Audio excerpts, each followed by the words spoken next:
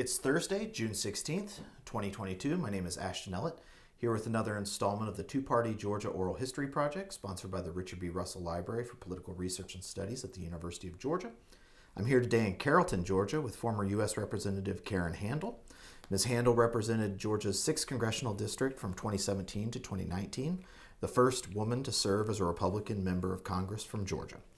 She also served as Georgia Secretary of State from 2007 to 2009, and chair of the Fulton County Board of Commissioners from 2003 until 2006. Ms. Handel also served a stint as Governor Sonny Perdue's Deputy Chief of Staff after leading the Greater North Fulton County Chamber of Commerce.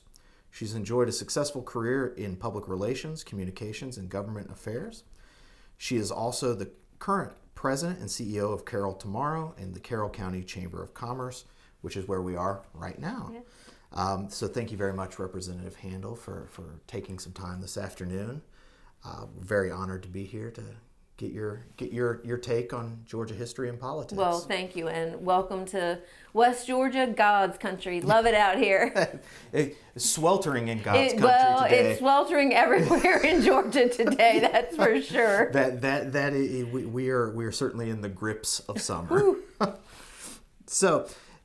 Since you already sat down for an interview with the venerable Bob Short back in 2011, I believe. Is that when it was? It was Golly, 2011. That time was flies. 11 years ago, which doesn't. Holy moly! Seems like yesterday and Not a so much. lifetime ago. Right. Although after 2020, what is time these days? So, I wonder if you would tell us a little bit about your upbringing and how you got from the D.C. metro area down here to Georgia.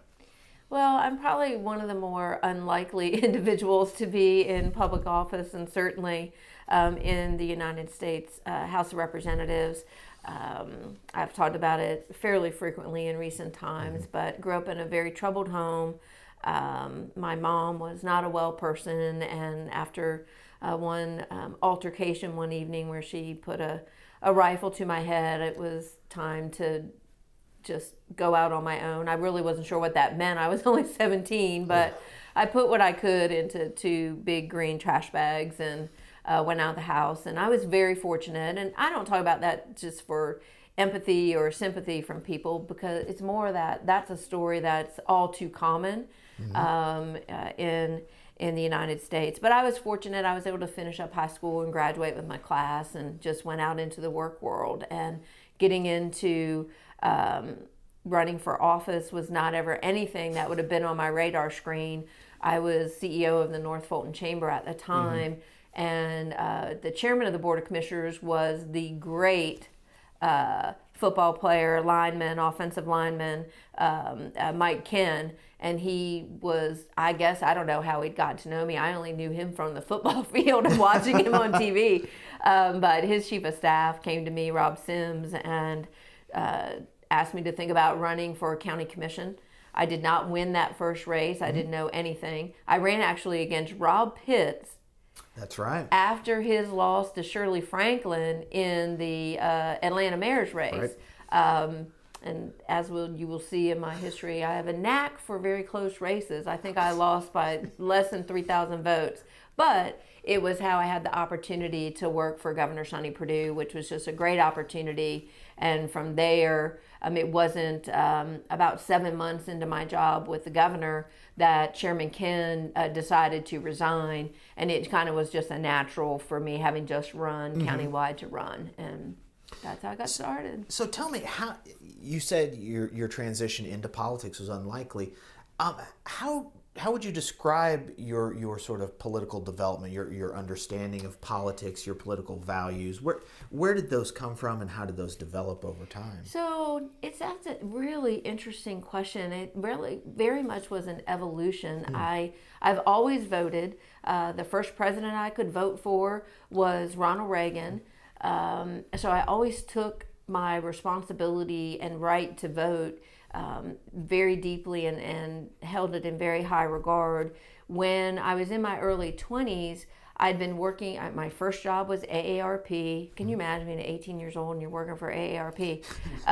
Brings the age average yeah, exactly. down. Then I went to work for a law firm, and it was so awfully boring. And I answered an ad to work in the government affairs office for Hallmark cards. I didn't even know what a government affairs office did. I just thought, well, AARP will be a cool place to work. Hallmark cards would be a great place to work. And I went to work for a woman. Her name is Ray Evans. My first deep connection to Georgia. She's a native Savannah-born Georgian.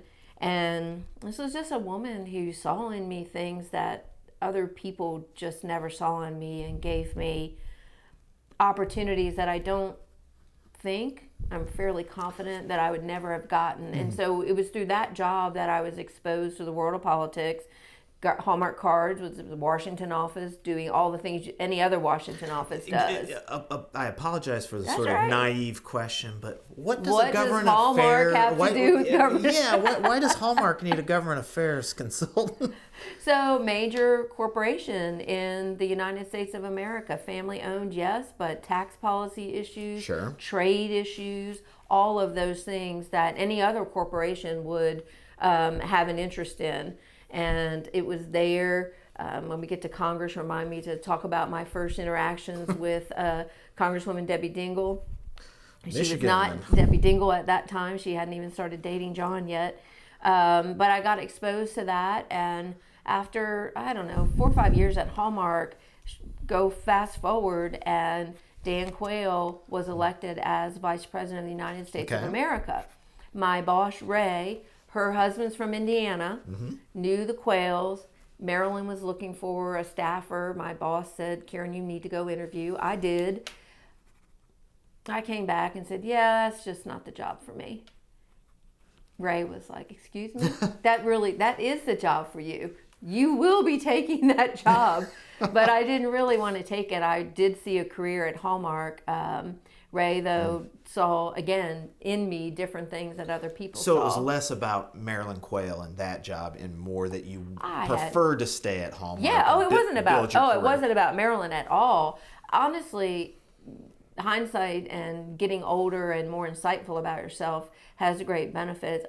The reason I didn't want it, truthfully, is because I was scared to death and didn't think I had anything to offer. Oh. You know, you think about, I grew up one step up from a trailer park. I don't have a college degree, and I'm going to go over to the White House. What imposter syndrome.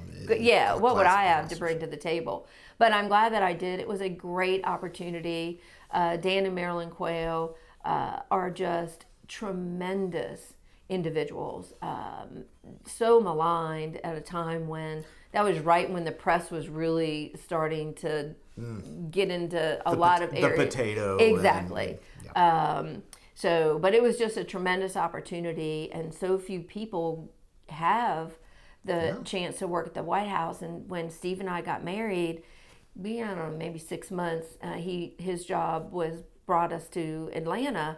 And it just opened up so many doors for me. And so I tell young people all the time that if you have a chance to intern in D.C., I don't care what side of the aisle you're on, really seize that opportunity, because you make lifelong relationships that will be so beneficial in your career. Have you ever lectured to the Washington semester program at UGA? I have not. You should do that. I'll put you in touch. Great. Put you in touch. I'd love to do that. It's a message that they try to hammer home. Yeah, I would love to do that. Thank you. Yes. So you said you got down to Atlanta, so this would be early 90s? Yes, 90. We got here in 90. Let's see, we got married in 92, 93 or 94. Okay. Something like that. So and is that when you start in KPMG? Yes. And that was, again, this was back in the day when you could still answer job applications from the newspaper. Literally, the reason I wanted to work for KPMG was because I wanted to be in corporate America. No surprise, I wanted to be just like my old boss, Ray Evans, so I wanted to be the head of a public affairs communications policy shop. Right. I thought, well, I don't know any people in corporate Atlanta. How can I get to know them? A big accounting professional services firm whose clients are corporate Atlanta, corporate Georgia. And that was just a really great job too. It was right at the time of the Olympics coming into Georgia. So one of my roles was to do the hospitality program for Oh, the wow. Olympics for all of the KPMG clients and executives. So that was great fun.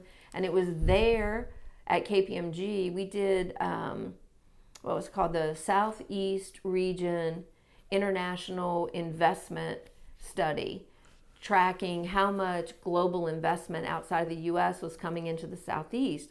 I got to know Dr. Glenn Bradley, who was the CEO of the eye care unit of Novartis, the Swiss-based pharmaceutical company. And we just had a really good rapport, and he asked me to come on board in a public policy role for the company in a global. And you did that for Yes, a couple of years. I did. I loved that job.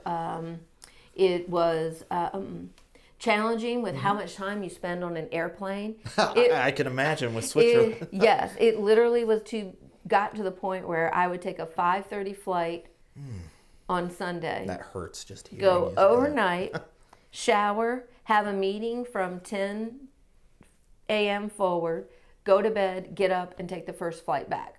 This is before Zoom and Skype. Exactly. But even then you could do, I think we did have Skype, but it wasn't a thing in corporate America. It was very much get in a room, Face-to-face, face-to-face kind of thing. We've really, so much has changed. And in that role, I was on the board of the North Fulton Chamber, which was how that whole role came about. Steve and I were very intent upon having a family, which doesn't really happen if one of you is spending 100,000 miles a year on Delta Airlines. And so that's how I went to the chamber. Okay. So that's how, because you seem to be on the upward trajectory for corporate America, and it was personal family decision to step back and do something more local. Yep. So, what was it you were, North Fulton County, so would that have included everything, Sandy Springs up to Milton? Yes, 285 north. Okay.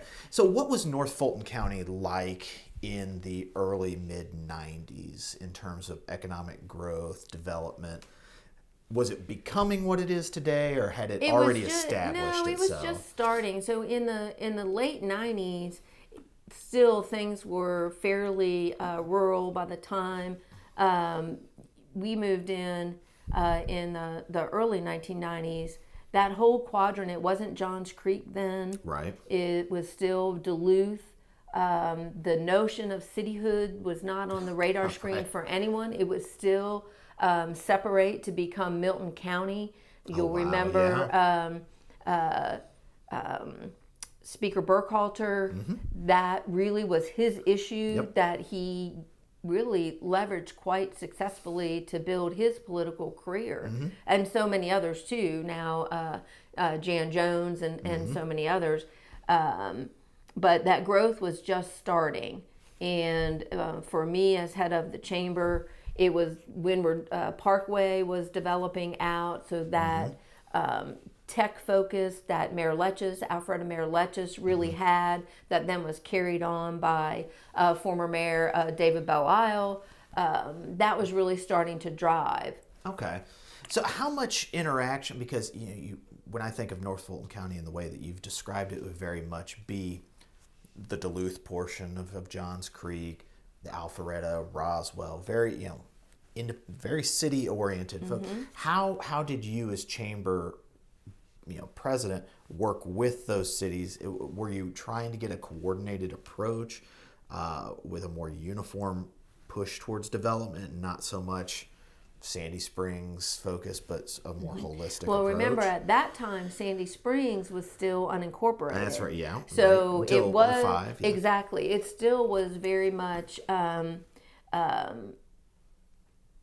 more unified than maybe how it is today. And I don't mean that in a negative way. It's just that all the cities didn't exist yet. Right. The north part, Milton, they did think of themselves as Milton, although the idea of a city hadn't really bubbled up yet. But they very much wanted to be rural, no kind of development there. Farms, exactly. Yeah, still there. That's right. So the growth nodes really were Alpharetta and to some extent Roswell. Roswell was more of a bedroom community to Alpharetta and Atlanta. The Georgia 400. Exactly, that whole corridor. And even Sandy Springs had not really started to grow with that corporate presence that it has today. And all of that really started to move really post the municipalization movement. Right.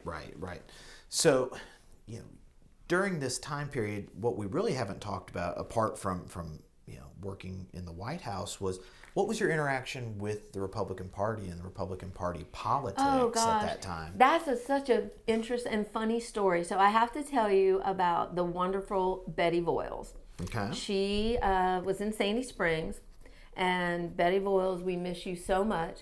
But she was, I don't know if she was ahead of the North Fulton Republican women, or maybe she was membership, whatever. All I know is I came home from work one day, and this was, we used to have answering machines. I played the answering machine. And here is this message.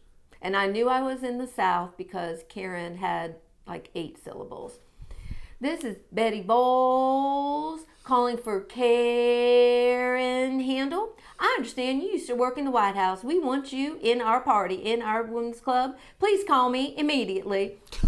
Well.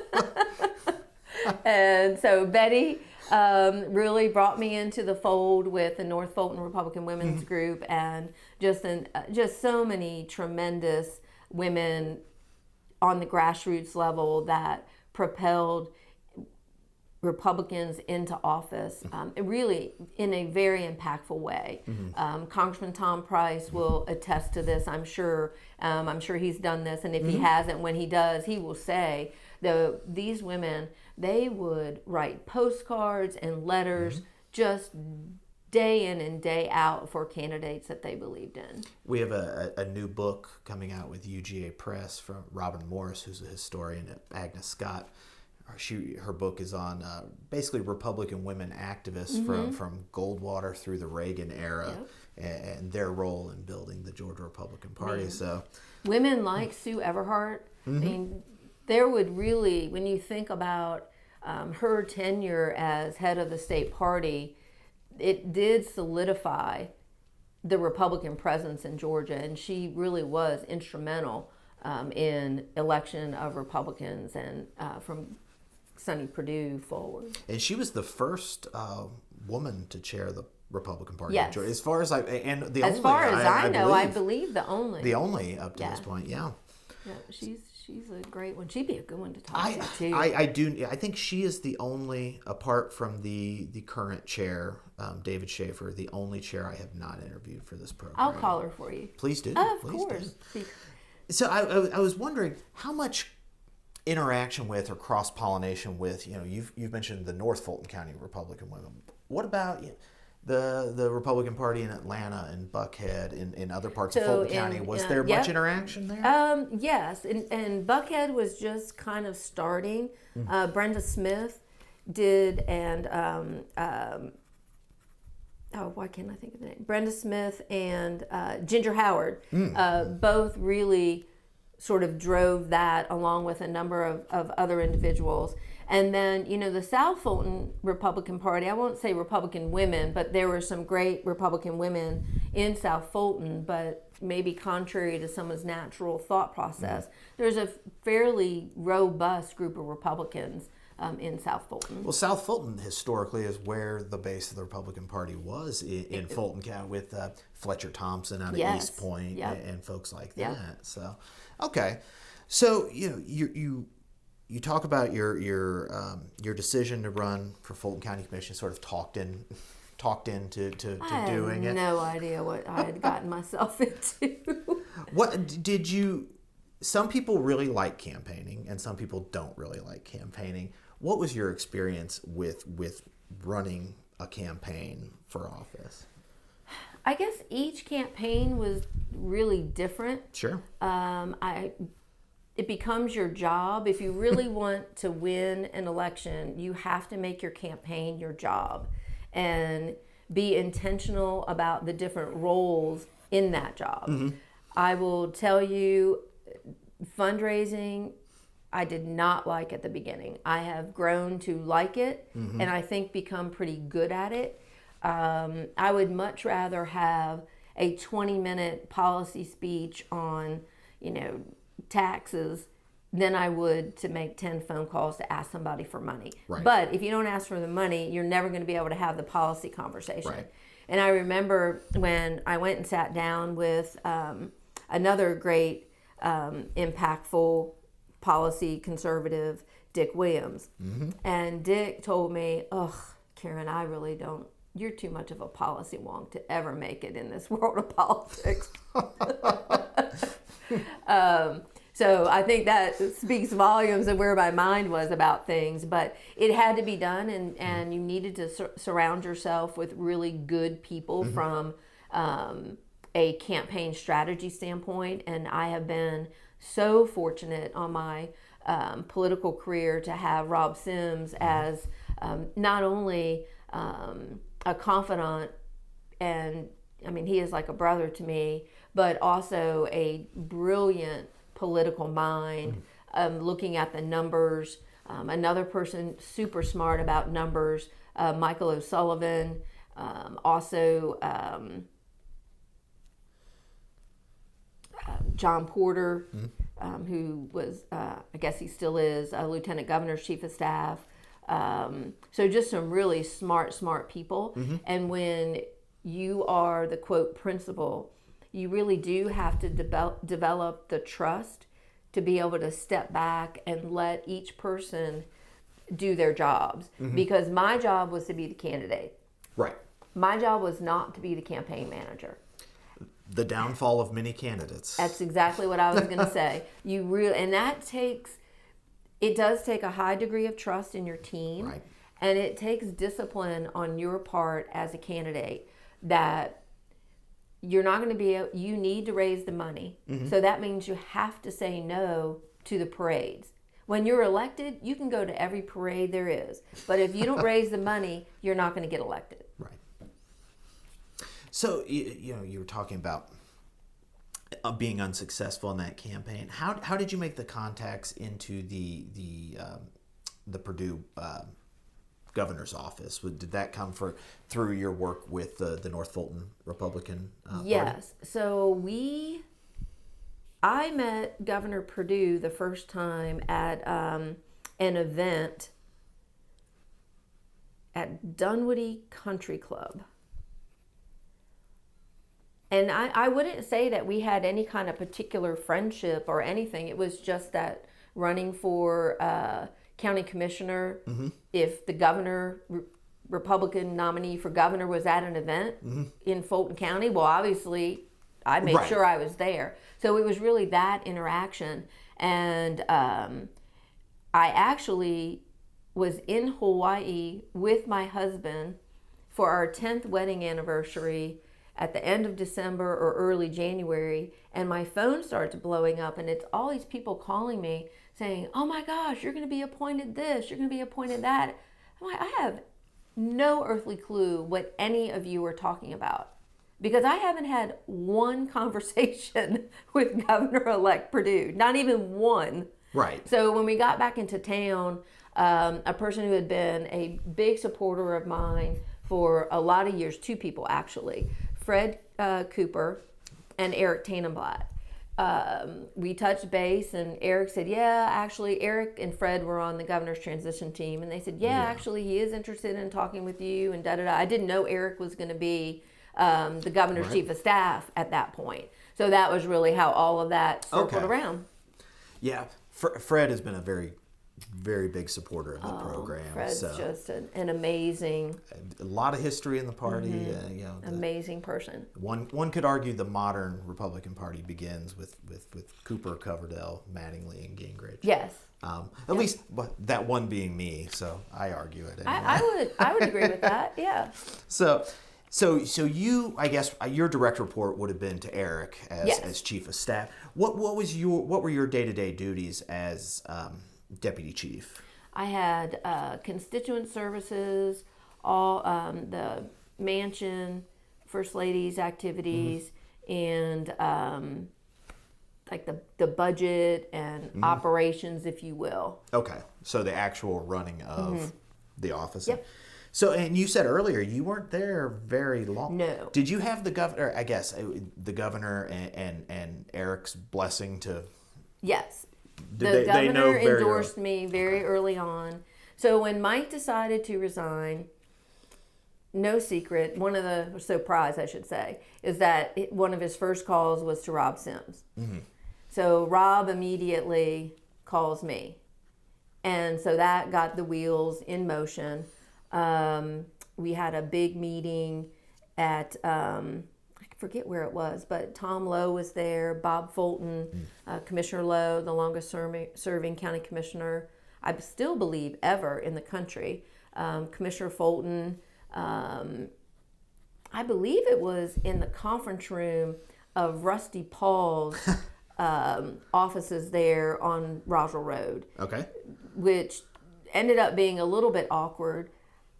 No one knew, apparently, that Rusty wanted to run for commission chairman. He, however, was on vacation in Ireland. And, they say timing is everything in politics. That is a classic example because the wheels were already turning. Right. And there really was consensus. Well, Karen just came off of a countywide race. Nobody knew who she was. She held her own against Rob Pitts. It's a special that sets up better for Republicans. Right. I had everything in place.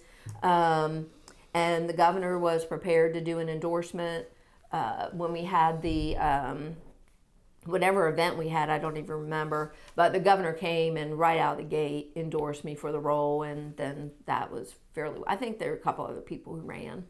So what was Mayor Paul's reaction when he got back from Ireland? Well, he wasn't mayor yet. That's right. That's right. It was slightly awkward, but that's since been repaired. I consider he and Jan great friends. A long time. I like to think that he really dodged a bullet, and being able to be mayor of Sandy Springs was a far better gig than being chairman of the very stressful and fractious Fulton County Commission. Well, that's you're running for this post. What were and we've already touched on some of the challenges of Fulton County, especially you were talking about Mark Burkhalter and some of the issues that he was raising about taxes in the unincorporated areas. And what were you hoping to accomplish in the Fulton County Commission, apart from just holding it all together? My number one goal was to balance the budget without a tax increase. The commission at the time, I believe the special election was in September or October, so the budget process for the next year was already underway. Commissioner Bill Edwards was the acting chairman. He had a budget on the table with a 3 mil property tax increase. In 2003, so we're coming off of a pretty sharp but short recession into that. So there would have been a budget shortfall. And so the proposal was raise but what I taxes. learned is the solution to everything at Fulton County from the staff was a 3 mil tax increase. Like every year, that is what they proposed. So that's just the mantra. I guess, yeah. No hard work about what should we be doing, what maybe shouldn't we be doing, what are our priorities, do we need a reserve fund, etc.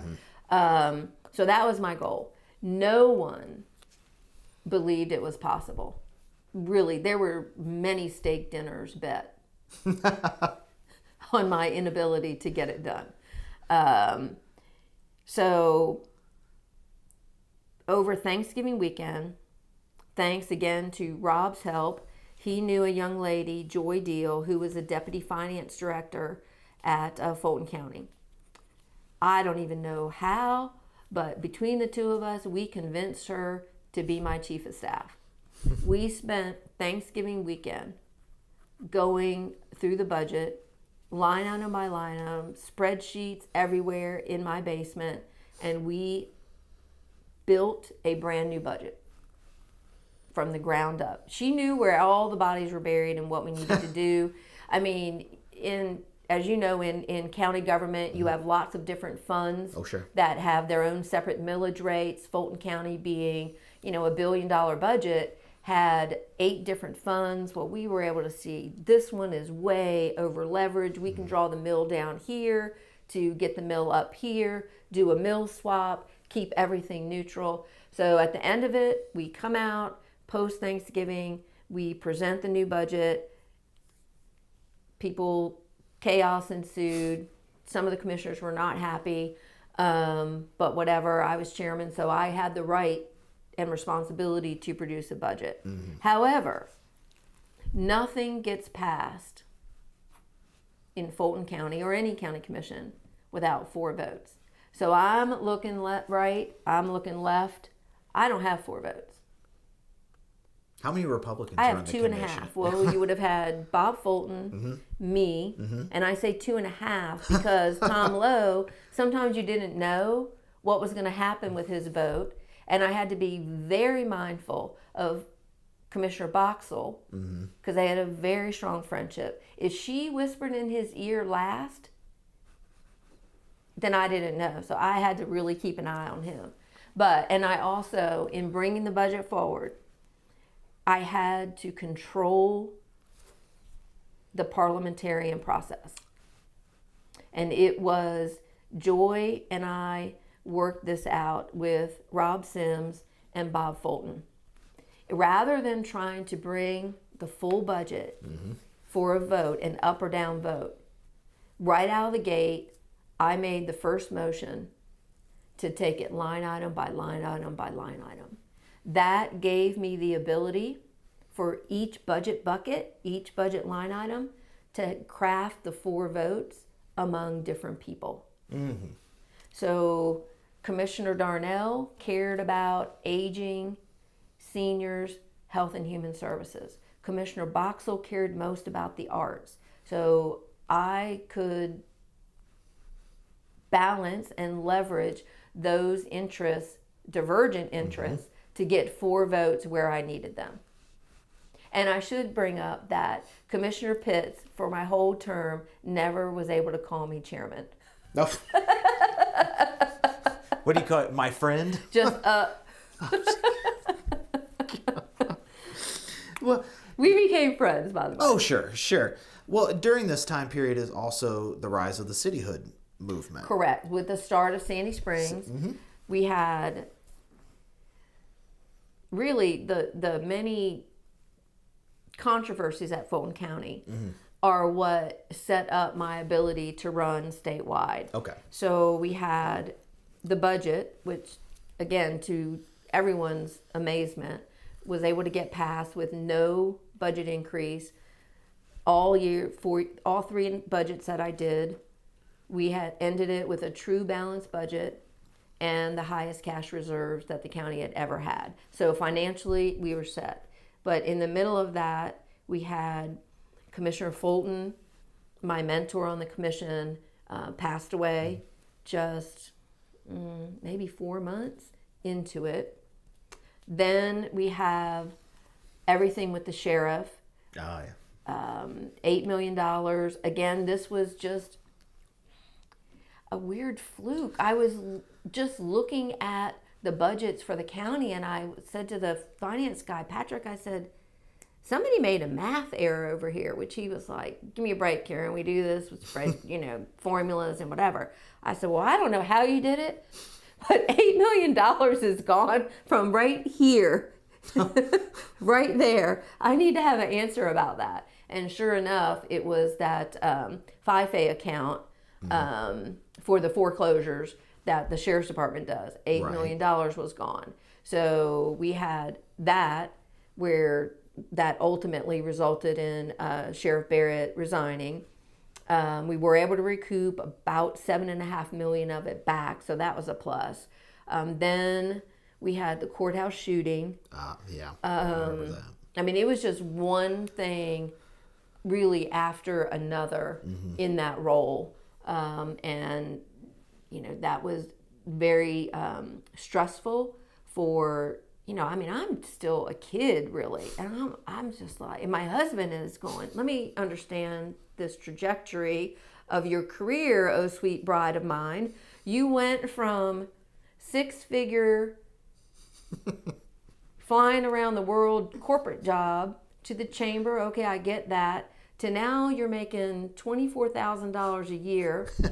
People at the sheriff's department, someone over there with them in this controversy, have put a hit out on your life. This is not adding up for me, love. That's the wrong direction.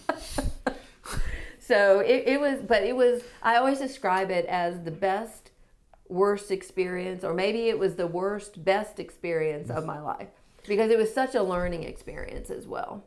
Well, you mentioned that the cityhood movement, what did that mean for the bottom line for Fulton County government? It really should have meant downsizing. Yeah.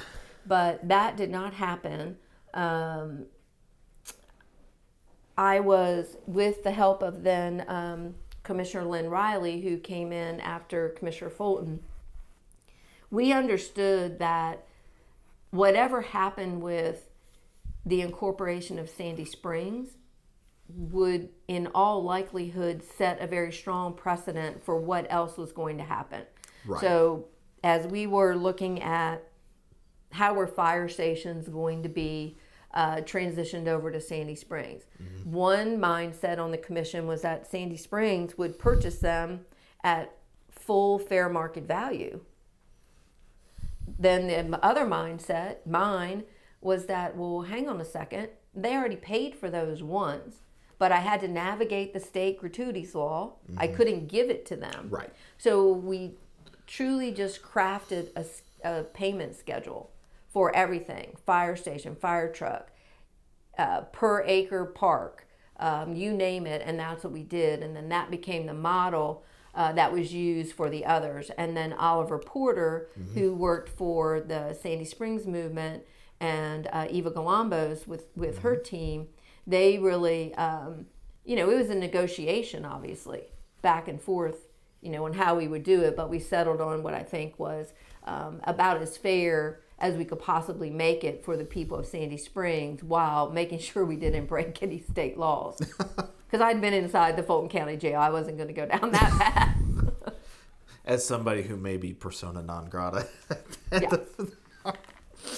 So you mentioned that the whole cityhood movement and the interactions and relationships there spurred you on to statewide office. What did you mean, and how did that come about? So if you think about the different issues that came forward while I was chairman of the commission, it also came with a great deal of media attention and scrutiny. Sure. And then, let's see, Governor Perdue would have been getting ready for reelect. And there was great thinking that then Secretary of State Kathy Cox would prevail over then Lieutenant Governor Mark Taylor. So the Fred Coopers and the folks at the state party and the governor's political team were very concerned about not having at least a woman somewhere on that statewide ticket. And so we had a meeting, a dinner. It was my husband and I, Steve and I, and Nick Ayers. And the conversation was all around, we think you should run for Public Service Commission. Yeah, I was like, I don't think so. And my husband was like, no way. I mean, just not even remotely a role that fit my experience. So I didn't think anything more of it and went back about my business. And Steve and I were talking about it, and I thought a little bit more.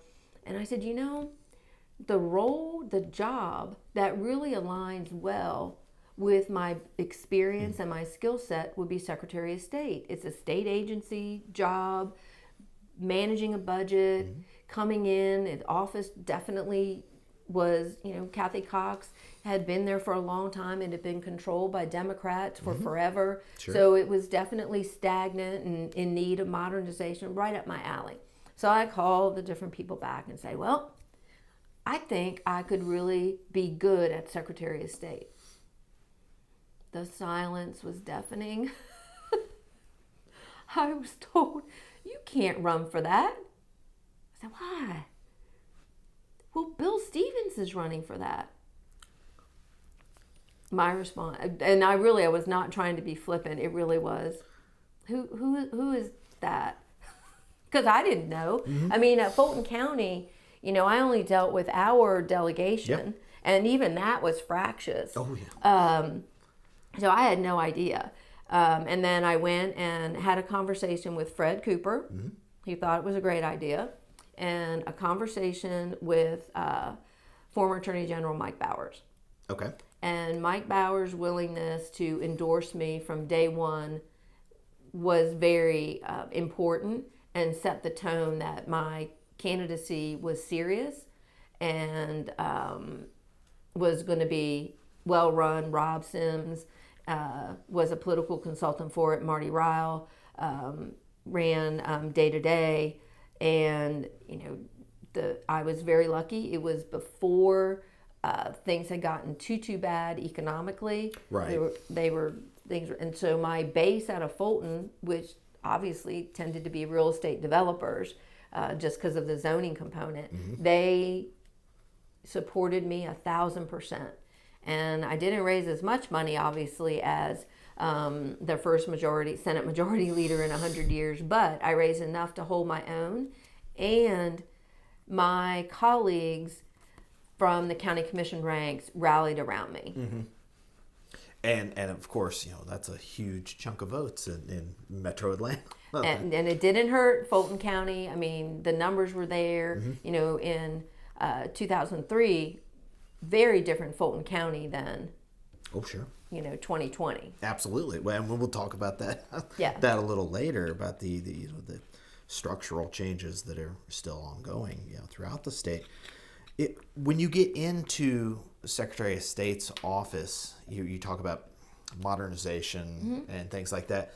What was the state of in your opinion, the Secretary of State's office, and how did it change during your term there? Or at least what did you hope to do, and what were you actually able to accomplish? It was definitely stagnant, which just happens. That's no criticism of anyone, but if people with the same mindset and philosophies run something for 200 years, that's what you're going to have happen. So I didn't even approach Rob about being Deputy Secretary of State. He was already out with partnering with Lewis Massey. So, I mean, he's making the big bucks. But he came to me and said he very much wanted to be on the team. And I was like, yes, that's golden. We looked at each of the divisions, because there's a lot of different divisions in the Secretary of State's office. You have professional licensing, elections, the securities division. Weirdly, I was also the boxing commissioner. As in gloves on. Muhammad Ali fight, very prominent in Atlanta. And we knew that we gave everybody the opportunity, if they wanted to stay as a division head, to interview for their role. Not such a surprise. None of those folks wanted to stay. I mean, we were not of the same philosophical lane. So we went out and we interviewed specifically out of the private sector for what we wanted to accomplish in each of the arenas. So professional licensing, they were still doing your test to be a CPA, an engineer, all of, nail tech, all of those things with paper and a number 2 pencil.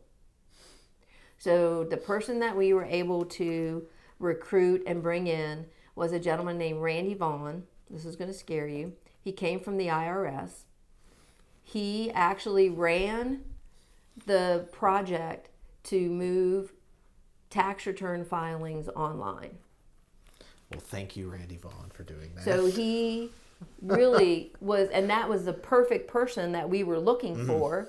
And, IRS, very well-known customer service issues. So he understood that and how to really stand up a true customer service department for professional licensing. We hired, I forget his name now, but a gentleman for securities division that came out of that area. He was appropriately aggressive on people who were securities fraud, all of that. The corporations division, where you go to get your business license and set up your state paperwork for your company, was a mess. It was, if person A did job 1, that was all they knew how to do. And if 2, 3, or 4 got on their plate, they didn't know what to do. And just some amazing lack of professionalism that needed to be, just brought forward. The sort of stereotypical issues of the civil service. I'll just give you one example. So they had this little kiosk in the middle of the Sloppy Floyd building back in the day. First of all, they took cash. It was never secured. So I go over there one day. It's like a Wednesday or a Thursday, about 10 a.m. Because I like to do walkabouts. When you're new, that's a great thing to do. So it's not like 4:30 on a Friday, is what you're saying. No. I'm like, man, because the cafeteria is downstairs. Yeah. So I'm thinking, all right, well, there must be something going on in the cafeteria. No. I go in, and in the kiosk, which is like the main customer service center for the Secretary of State's office, here's a couple people. They have on white chef hats, and there's a table with a couple of turkeys over here and hams over here. And I'm like, what is happening? Well, apparently every week they would have a potluck lunch, just like in the middle of the customer service center. And the mistake was not inviting the boss, of course. Well, of course. But it was just, What is happening? Yeah. We had every elected official in the state of Georgia gets a certificate. Right. Okay. Yep. So these two fellas come in one day and said, we're going to take the machine. And it's like, I said, oh, where are you going with it? Little seal maker. I said, that's antique. Where are you taking it? Oh, well, we've got to use it. I said, for what? They said, well, we're going to make the little seals to put on the elected official certificates. I said, well, how do you do that? They were going to a warehouse somewhere in West Atlanta, and over giant vats of turpentine on open flames, making the old-timey wax that then they would put on the certificates. And they would take their job for 6 weeks was to do these certificates. I said, yeah, no. It's not exactly economies of scale here. No, not to mention, all I could see was two people blowing blowing up. Exactly. I said, how about we do this? Why don't you just get a little gold seal printed and then you just put it on there? Well, that's no fun. And then there were other things. I mean, there were budget issues, and importantly, implementing photo ID was front and center for me. And that meant really building good rapport with the legislature. At that time, it was Speaker Glenn Richardson. And we went, and I was able to secure between Speaker Richardson and Senator Hill I just said, look, I don't need a ton of money, but I need $1 million. And you have my word. This is a one-time allocation. I need to do the outreach to all voters statewide and deploy the photo ID machines in every county. And I need that money to do it in order for us to be able to withstand the court challenges that were coming. Right. And to their credit, they supported me 1,000%, and we were able to do it. And that was their support of me being able to do that outreach was instrumental, along with the brilliant legal advice from now my best friend Ann Lewis, who's not with us anymore, allowed us to prevail on that photo ID lawsuit. And Anne worked with Frank Strickland and Oscar Persons, right? Yep. Yeah, she unfortunately she had fallen ill when this project had started. She's just she is the reason that photo ID is standing. So with those jobs that you were trying to implement and successfully in some regards, especially photo ID, for example, when did you start thinking that the top job was something that Secretary of State Karen Handel might like to do and might be successful at? Yeah, probably not till early 2009, maybe late 2008. Going back to everything in politics is timing. It was a very tricky timing for me because if I ran for re-elect as Secretary of State, then whoever was governor was going to be there presumably 8 years. So now you were looking at 12 years as Secretary of State, and then had what does that do? Those are Ben Fortson numbers. Right, exactly. There. What does that do to your brand, your ability to run for something else, etc.? Then, it was a hard decision, but once we made it, Steve and I, we were full steam ahead. It's always interesting when campaign themes come out. They all sit around a table, and all the consultants, and that you're sitting there, and they literally talk about you in the third person, and you're like, "Hello, I'm right here, right here." And so the grand plan was that, based on my life, my campaign theme should be lemons to lemonade. Now, you don't know me very well, but that is so not me. Okay, I thought I knew enough to be like, one, I don't remember Lemons to Lemonade, and two, No. And I looked at all of them, Rob and Fred Davis and the whole crew, and I said, that is not happening. That is not who I am. I don't even like lemonade. So I am not going around this state for a year and a half drinking lemonade everywhere we go. I am a bring it on right now kind of person. And that's where Bring It On came from. So why do you think this was a pretty crowded field, if memory serves? It was very crowded. Somebody whose name's been in the news, John Oxendine, was the front runner, and you had others who had major profiles. Yep. Why do you think you were so successful in that first round of voting? You carried a third of the vote, a little more than a third. A little 38, 38 or 39%. One, hard worker. Two, I made the tough decision to resign as Secretary of State.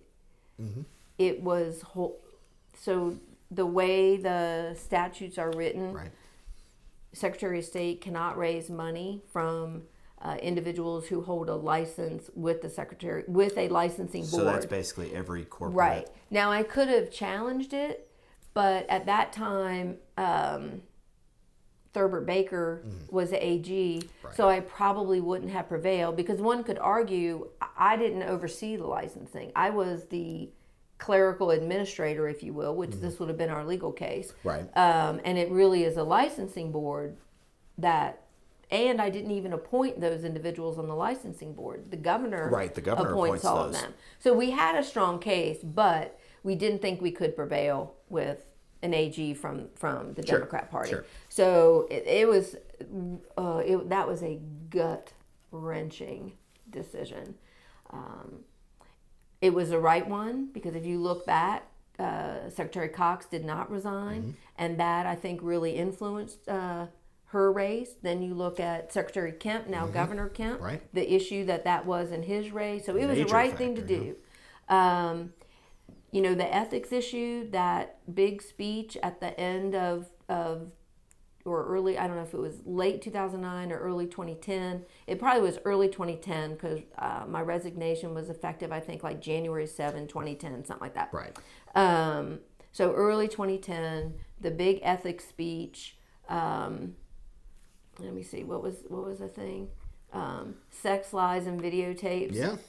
Down at the state legislature. It was, and we grappled with it, but it was the turning point in the campaign. For better or for worse. It definitely got me at odds and alienated friends in the legislature. However, it was the spark on the ground that then moved things forward.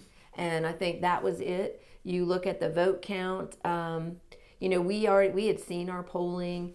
We knew that while Commissioner Oxendine was deemed the front runner, that was not going to hold. We could just see it in all the numbers. It was just coasting on name recognition, that's right. guess. It was definitely tough when then Governor Deal got in the race, because he brought a whole different level of fundraising that I didn't have. I mean, having been in Congress, I now know how powerful that is. So I was able to do well, 38, 39%.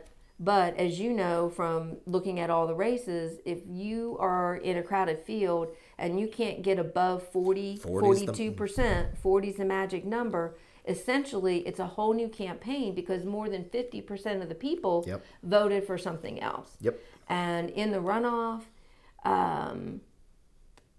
it was very difficult. The wedge issues were, I mean, I was just pummeled on the life issue, pummeled, really rather unfairly and dishonestly, but that's that.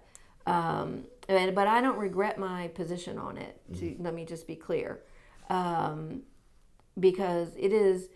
I'm never going to look parents in the eye who have the blessing of a child because they use fertility treatments and tell them that they're evil and did something bad or unchristian. I'm just never going to do that.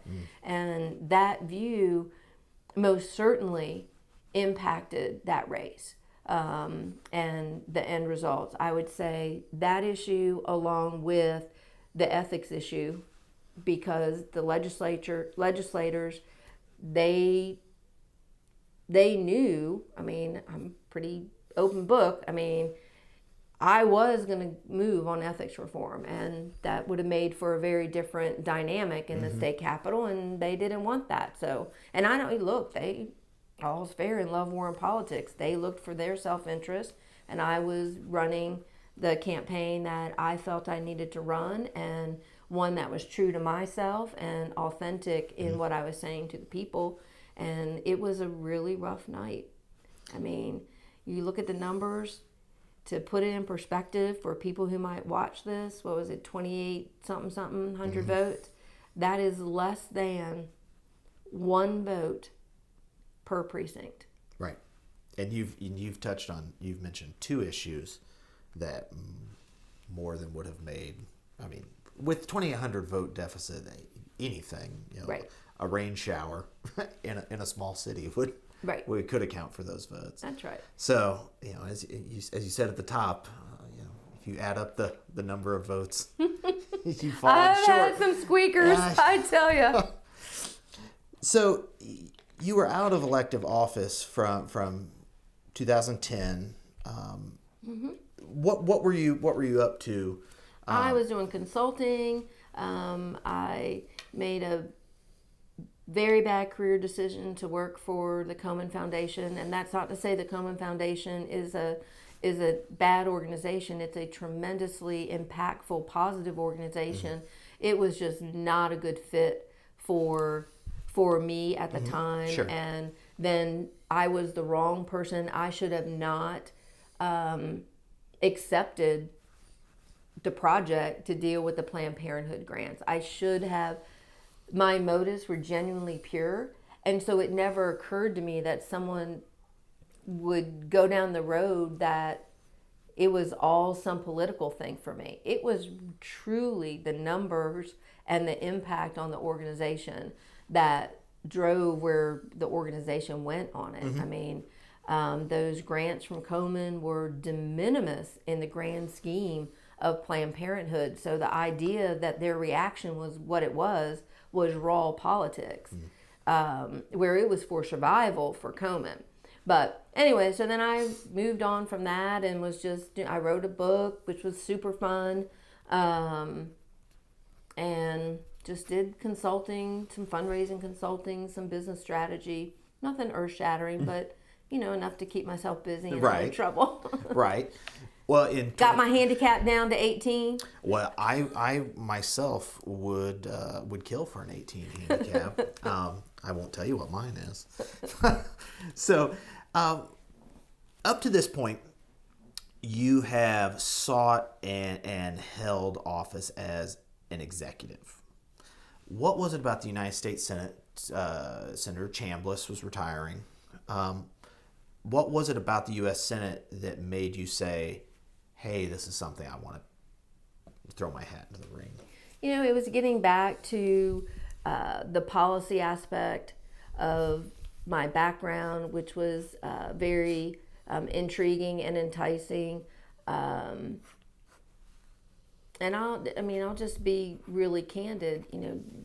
There was a lot of fuel out there that somehow I was a negative campaigner and all of that, and I took it very much to heart because, well, I'm really not. And I would argue that on the other side, any opponent out there treated me equally, if not more harshly. But I felt like there needed to be a little reset for myself. Not to say that I didn't think I could win. I for sure thought I could win. Especially, and no offense, Jack, you know I love you, when the field was just Jack Kingston and myself. And I think there were a couple other people in there. Paul Brown and Phil Gingrich. Oh, yeah, that's right. But Purdue was not in yet. Right. And I was already in the race for Jack and I and everybody else 6 or 7 months before Senator Perdue got in. And so it was kind of, let's just pedal to the metal and see what we can do. It was unclear. He was going to have to self-finance. Was he really going to write a check for $5 million? I would say the only thing in all of that both Jack and I underestimated was the power of the Purdue name.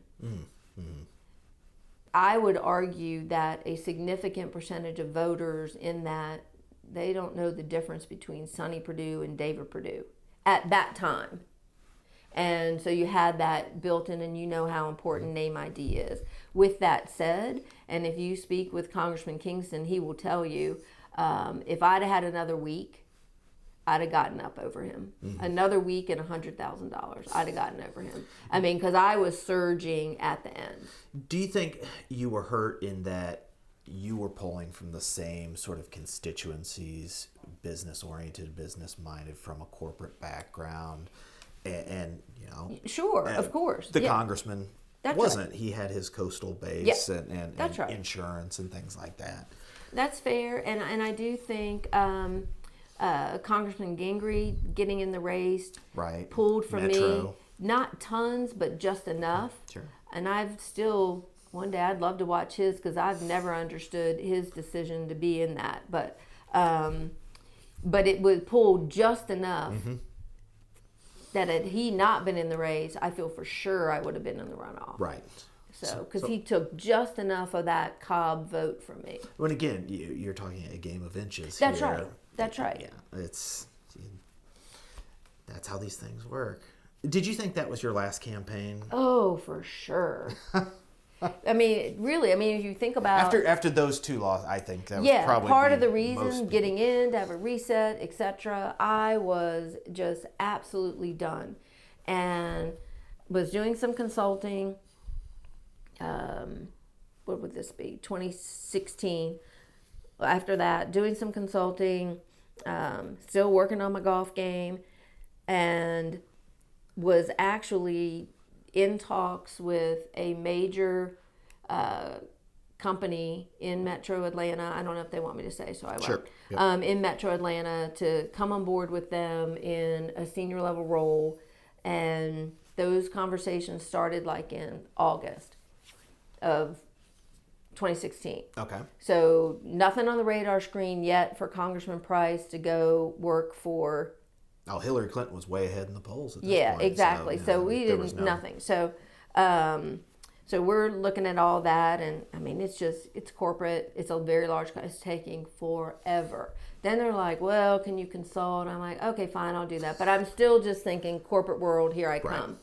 And I get a phone call. I guess it was maybe around a little before Thanksgiving. Okay. I'm guessing.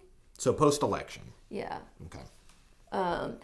Post. It's right at the time that the word is starting to bubble out that Congressman Price may go to HHS. Right.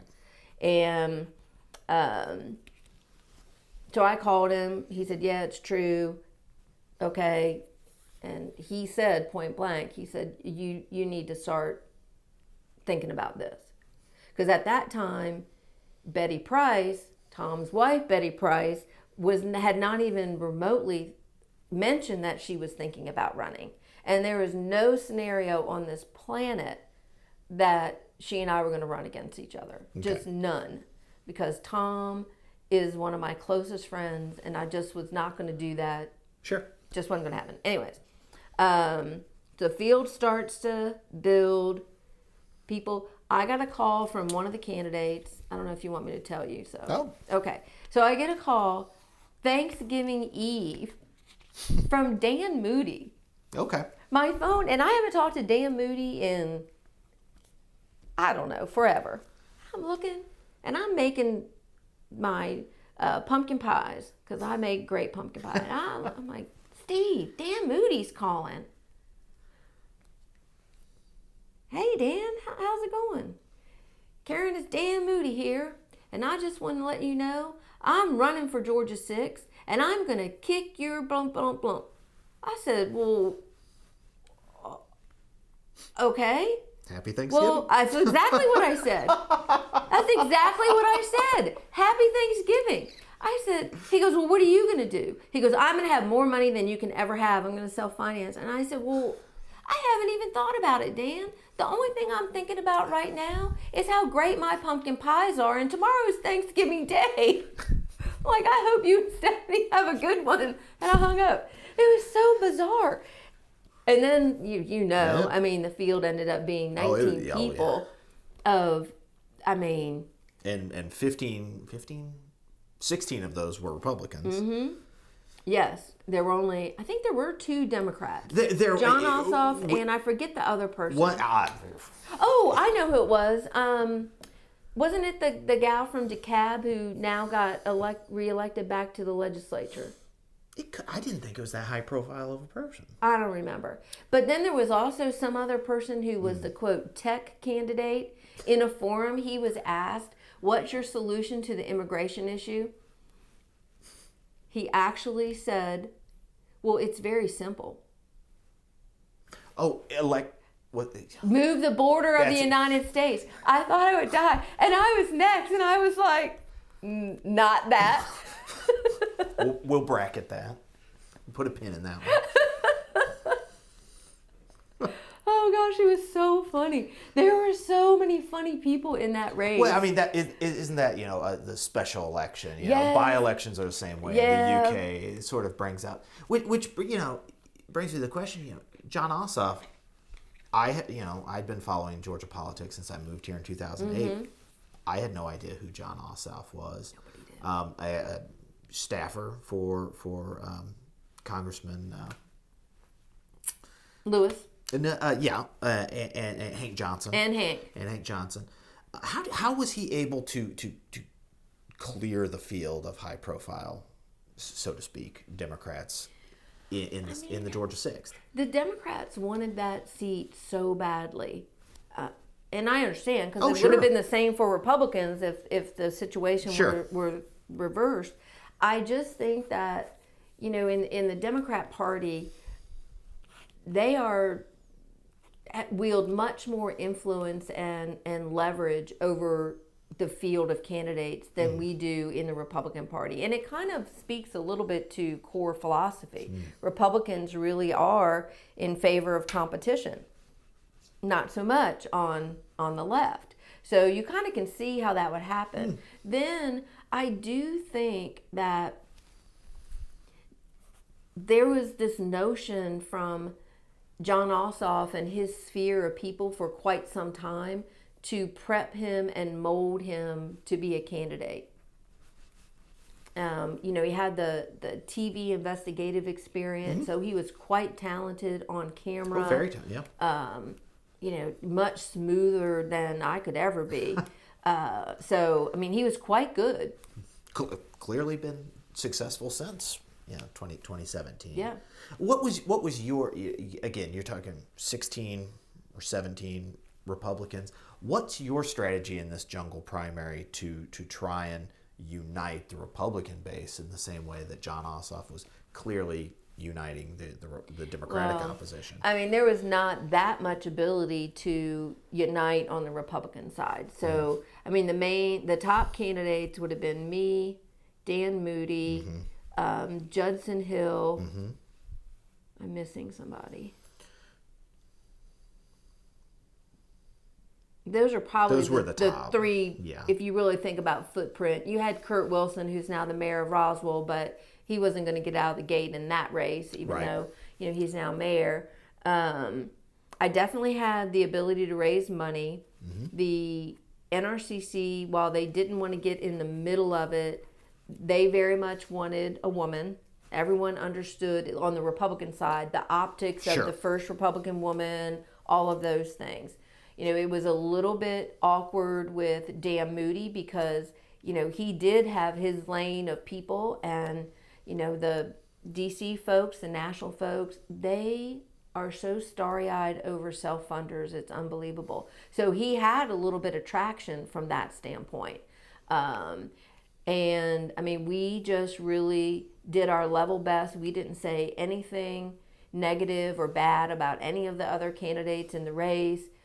Even when there was the ad with the pearls on the elephant, we just made a joke about it because, frankly, most people didn't understand it. It's very inside baseball. It was you'd have to. It was very inside really baseball. Plugged in. People did. Even my sister. I had my sister watch it, and she was like, "Why would you have somebody shoveling elephant poo?" She didn't get it at all, and she totally didn't see the pearls or anything. Oh, Bob Gray. That's what That's I forgot. right. That's right. That's right. Bob Gray.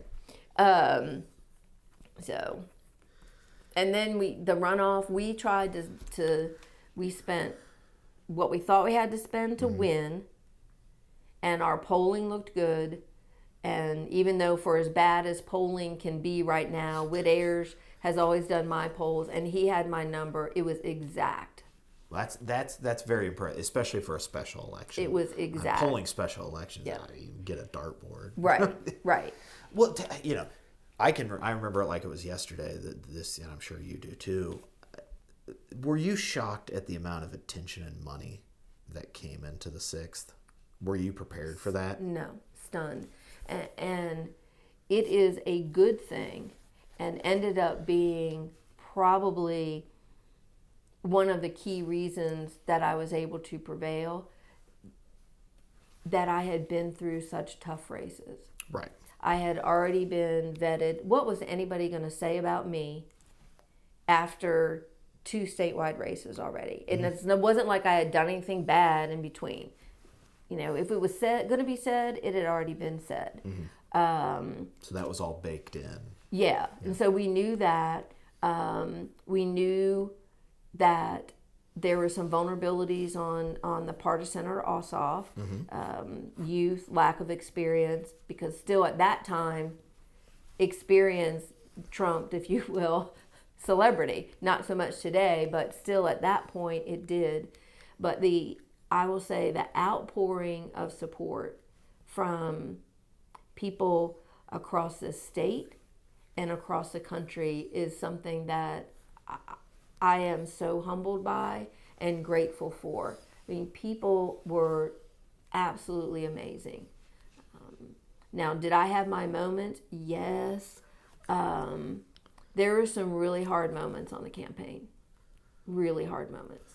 What were some of the, if you're willing to share? We had the death threats started truly the day after the primary, and they never let up. They got to a point that I had to have 24/7 security. Well, really not 24/7, but anytime I was out in public, I had to have security. We had to work with the Alpharetta Police and the Roswell Police for the campaign office and our home, because people would just show up, throw stuff. I mean, people would show up at the campaign office with threatening things, and just every creepo out there just kind of came out of the woodwork. We had an incident at a church in Sandy Springs where it was just like a church social with food trucks or whatever, and we were just down there with a couple of the young people from the campaign, shaking hands, saying hey, whatever, and this car pulls up and 6 or 7 young people get out. They've got a big boom, like one of those really swanky film industry boom right. mic thingies. So I tell all the young people, I said, listen, that mic can pick up whatever you're saying 100 yards away. Just don't say anything. Then be mindful. They get into I'm going to call it a formation because that's what it was.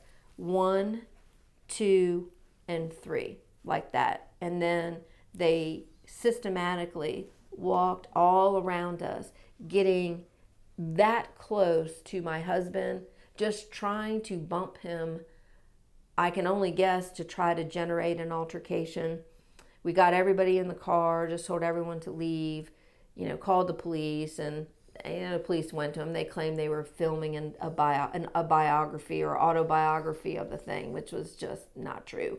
Then fast forward, you have, we would have interviews.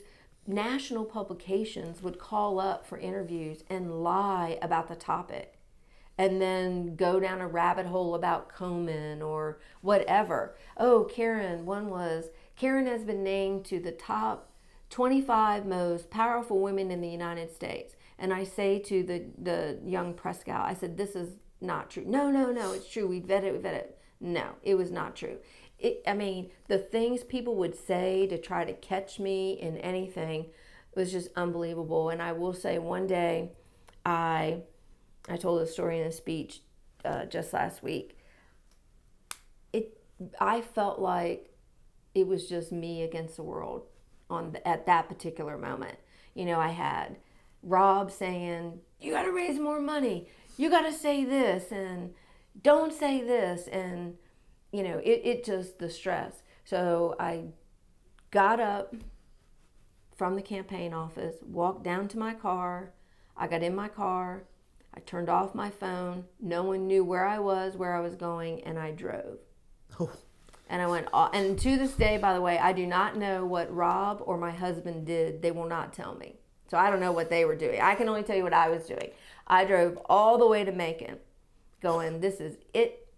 People are expecting too much of me, And I pulled over at that last exit before you get on 16.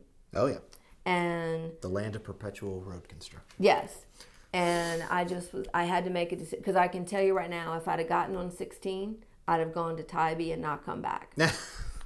So I'm sitting there trying to figure out what I'm going to do. And I'm like, okay, I have this thing that I'll look in the mirror at myself and go, self, get it together. And that's what I did. I gripped up. I called my husband, told him I was all right. He was obviously not happy. I can imagine. Yeah. Then I had to call Rob, who was even less happy. Yeah, that was not. Let me see. I know exactly what he told me. You are better than this. Oof. People are counting on you. And then he hung up. That was really hard to hear, but he was absolutely right.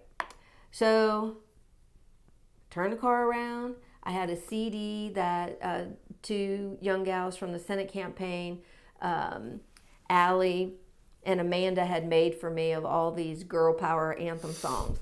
And I put it in and I played I Am Woman, Hear Me Roar over and over and over again for 2 hours from Macon back to Roswell.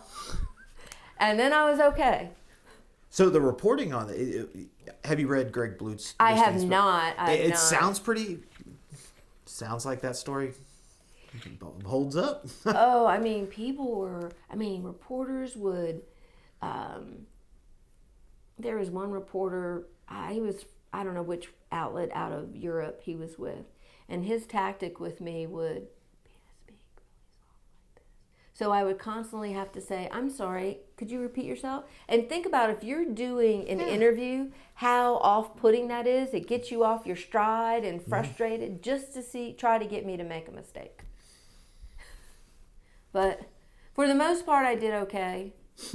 I think I couldn't think of the word. I have deep relationships in our community, and I believe I said I have deep tentacles in our community, which I have no idea where that came from.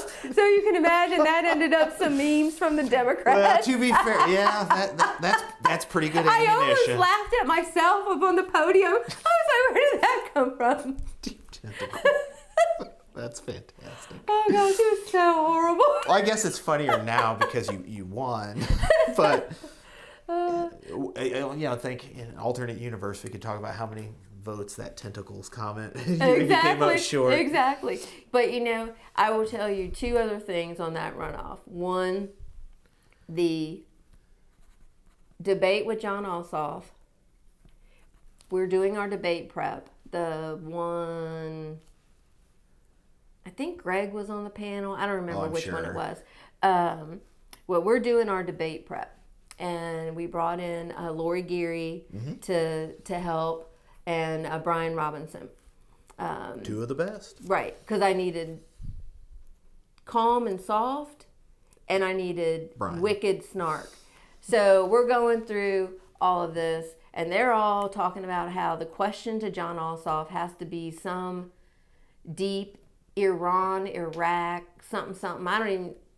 Just something super complex. Very wonky. And very yes, incredibly wonky. And I was like, why would I ask him that? Why can't we just ask him quite simply, John, who are you going to vote for on election day? Oh, you're not asking that. Blah. I mean, it was crazy. So I said, fine. And I had 2 questions in my pocket. The wonky one and who are you going to vote for? And I'm so glad I went with who you want to vote for. John looked like he was going to just keel over when I asked him that question. It felt like 5 minutes before he answered it. And, he's super tall. And he looked down and he goes, that's your question? I said, oh, yeah. He is very good on the wonky questions. So probably for the best. Yeah. And then I was able to come back with, well, you obviously can't vote for anyone because you don't live in the district. Right. You might as, because he wanted to say, he said, he walked right into the punch. I only live 3 miles outside of the district. And I said, well, you might as well live 3,000 miles away with your California values. Boom. Oh, ouch. He always could have just said himself and it would have been a write-in. They would have been thrown out. But, yeah.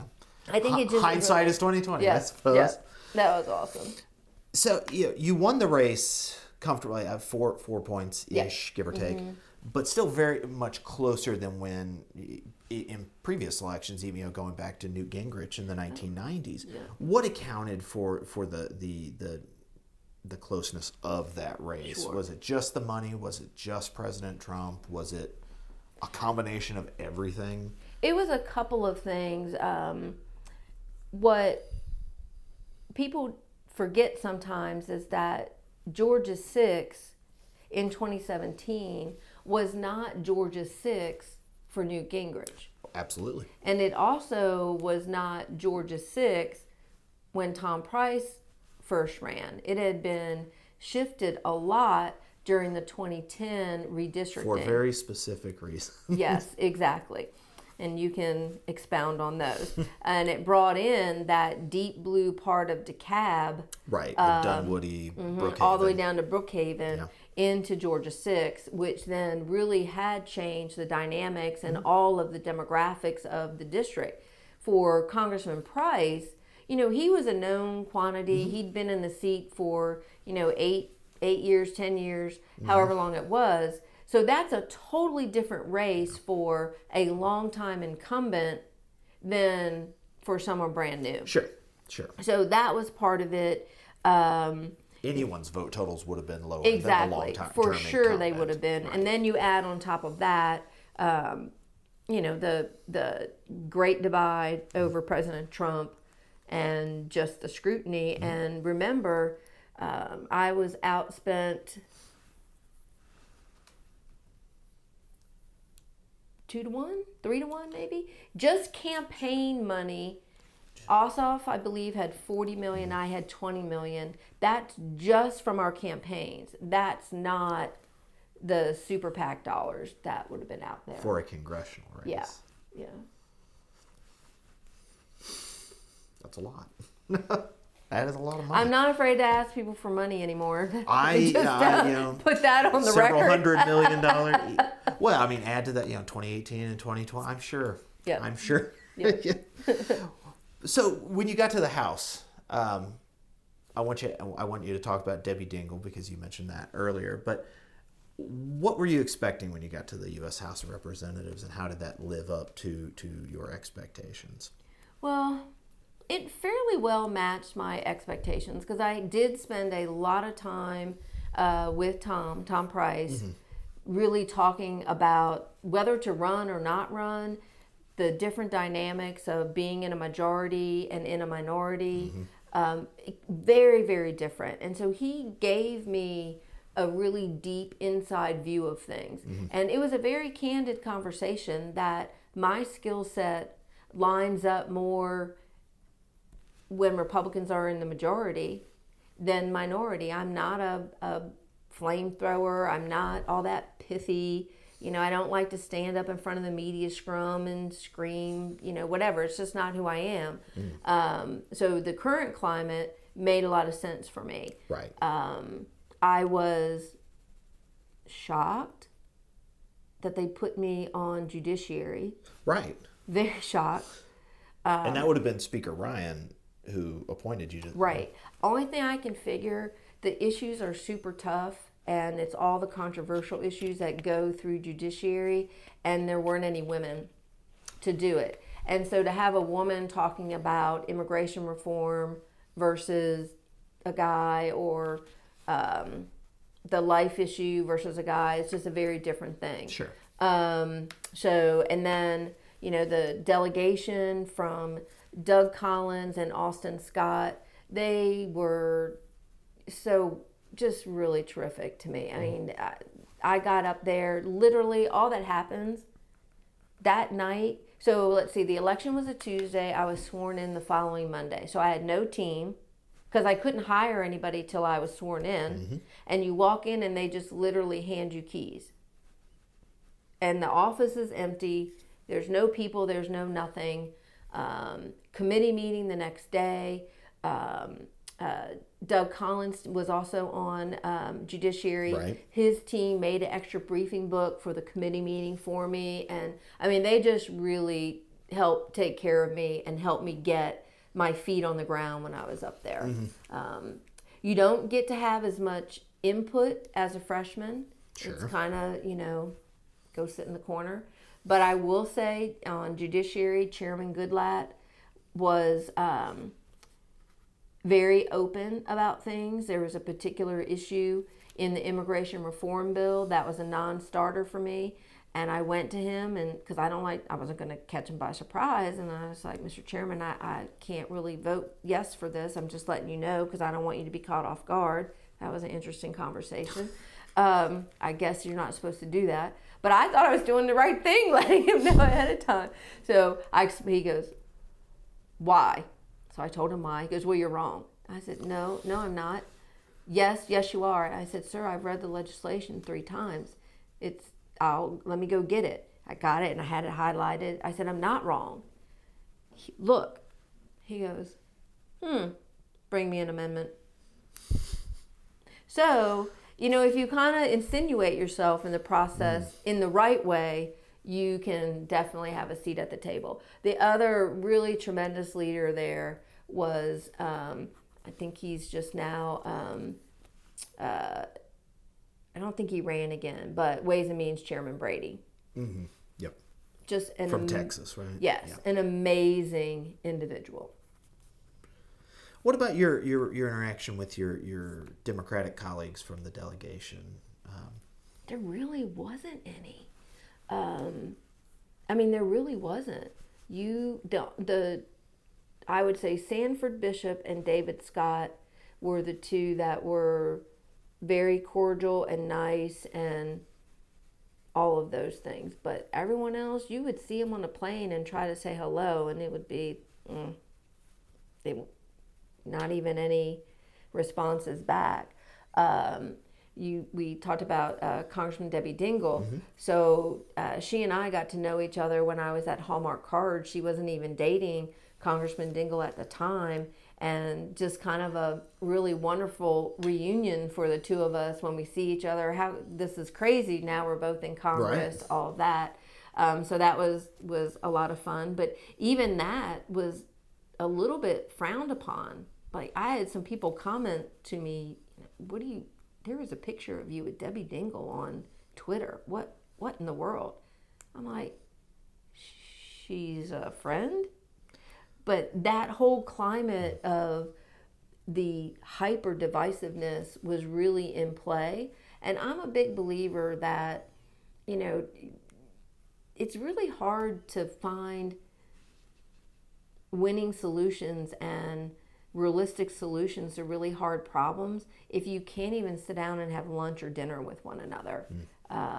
Because hard issues require a foundation of trust with one another, and you don't get that unless you build some relationships. But the ability to do that in Congress in Washington and in that climate was almost impossible.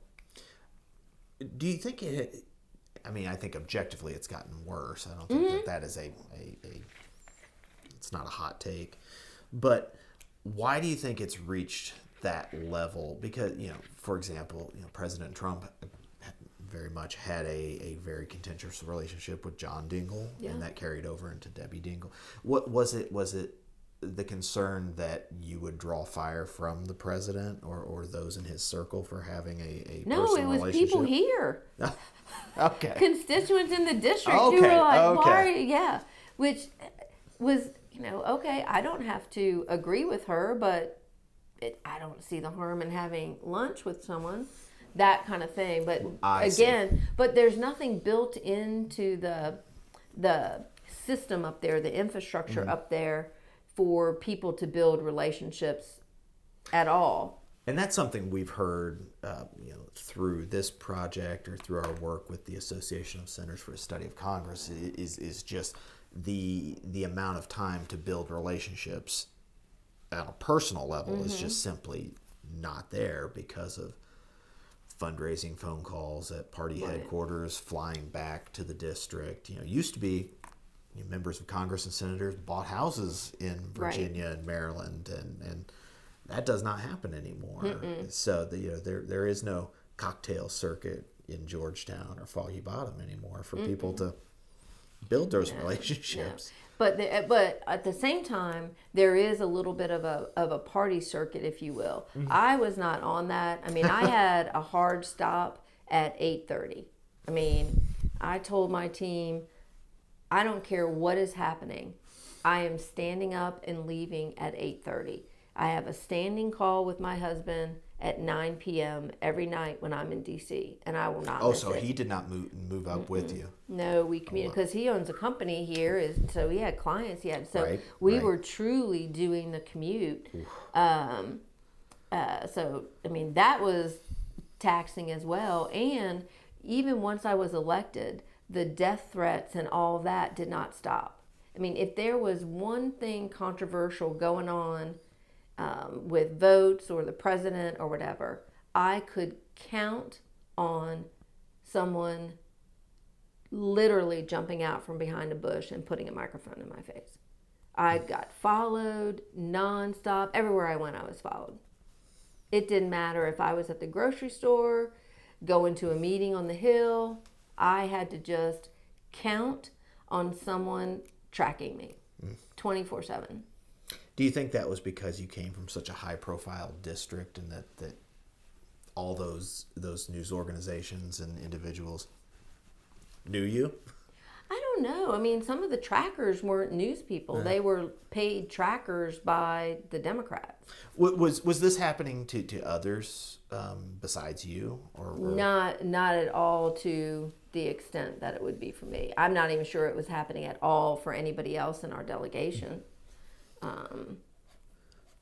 So when did you realize, and the answer is probably the second the 2017 campaign was over, but when did you realize 2018 was going to be an uphill climb for re-election? Basically the next day. Right. And I think the Democrats knew it was going to be an opening for them as well, which was why the trackers started on me from day one. They never tapped the brakes. It was, they kept full throttle. It was as though the campaign never ended. Were you surprised then that John Ossoff did not run against you again, or No. Or didn't even get in the race. No, I'm not, because he would not have won. I feel pretty certain that I would have prevailed over him. The Democrats were very smart. They went out and recruited good candidates. I don't believe for a second that Congresswoman McBath switched on her own. If you ever have a conversation with her, no. So that was all in the works, and it was kept quiet till the very last minute.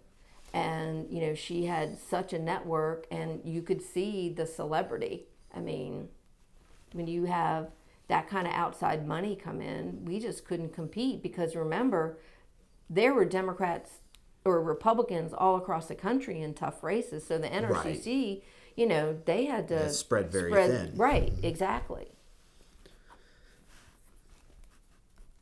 So, you know, was the White House and the national political environment an asset or a liability in 2018 and 2020, I suppose? 2020, a liability for sure. 2018, probably also a liability. I mean, again, when you have, you know, races that are close, those types of things can be 2-3 points. And you add, especially in 18, you add to that the focus on gun control. Sure. Add to that the very tragic personal story from Congresswoman McBath. Right. And, you know, experience and ability to do the job was just thrown out the window. It did not matter. I mean, think about this. It did not matter to people. This is an unrefuted fact. She did not pay her taxes. She took a double illegal homestead exemption. No one cared. Can you even imagine if Steve and I took an illegal homestead, what would happen to us in the AJC? It would have been an annihilation. So it really was just a weird dynamic on all of that. And obviously there's no way to know unless you ask every individual voter, but how much of it was, this wasn't a vote for or against Karen Handel or Lucy McBath, but you're a Republican, the president's a Republican. I don't care who you are personally. Right. It was a lot of sort that. Of a proxy. Yeah, I think it was a lot of that, but it wouldn't have worked if they didn't have the profile of the candidate that McBath was. Sure. And the money that came in from Bloomberg, all of that. So it was sort of a perfect storm, if you will. Well, and I will tell you, it was difficult too, the dynamics in the governor's race, because the strategy in the governor's race, and Governor Kemp and I have talked about this, again, it's all's fair in love, war, and politics. I mean, he had to run the campaign that he ran to win. Right. And that meant the overwhelming majority of the money and other resources from the state party apparatus went far south Georgia and North Georgia. Red Wall. And Metro was kind of given, you know, it was collateral damage. Right. You know, maximizing the Red Wall turnout. Right. You know, which undeniably incredibly successful, but here you are running in Brookhaven, Dunwoody, North Fulton County, East Cobb. The historic base of the Republican Party. There was, you know, other people that, you know, fell victim to it as well. And I mean, again, it just is what it is. Oh yeah, several Republican legislators in your arc. And now you see, you know, it was a little bit unclear if the demographics had changed as quickly as they changed, or was it a function of the national political environment? The turnout. Right. But it is abundantly clear now that the demographics had shifted, and pretty significantly in a short time. Which is probably actually undercounted by the 2020 census. You know, I think dissertations will be written on the undercounts and overcounts and the inaccuracy because of the pandemic. But, you know, we were talking about that maximization of turnout and the suburbs. Suburbs used to be the heart and soul of the. I don't need to tell you, former North Fulton County Republican Party member. Were you surprised at how well the Democrats, especially Joe Biden, were able to do in suburban districts in 2020? Yes. Here in Georgia. Yes. Because it wasn't just Metro Atlanta, obviously. Metro Atlanta gets the headline, but Columbia County, of all places, Warner Robins, yeah, Peachtree City. Yeah. Well, in 2020, so the Democrats were brilliant in leveraging election policies to their advantage. Meaning like the mail-in votes, drop-offs, that Yes, there's nothing, and I'm not in the conspiracy theory camp, so that was my next or one of my next questions. What they did, they leveraged it is much like the big Soros project of the early 2000s when they were out systematically trying to win secretaries of state position to then be able to shift elections administration policy to give them an advantage at the ballot box. And they did that under the cloak of COVID. And we Republicans didn't really pick up on it. I mean, we saw it on election night. We were looking at the turnout models for the early voting and the absentee ballot voting. If you looked at it, it should have been a slight advantage for me coming into election day. But here's what happened. The vote was so front-loaded, more than in any other election that I can recall, the vote was front-loaded in those drop-off boxes and the by mail, and the in-person voting early. Was even early in person and election day, those numbers were so depressed compared to previous elections. Sure. Oh, yeah. And that was, to the credit of the Democrats, how they really pushed. They wanted to win the election before election day. Make a plan. And that's what they did. That was the message from the convention forward. And they systematically through, I forget that group, it's both Republicans and Democrats, not the Liberty Project. Is that what it's called? No. Rick Wilson's group? I forget. The Lincoln Project? Yes, that project. Yeah. So they were systematically traveling the country under looking to meet with secretaries of state and get these drop boxes put in place, etc. All of that happened without any type of legislatures didn't know it was happening. Gubernatorial offices did not know it was happening. Secretaries of state just did it.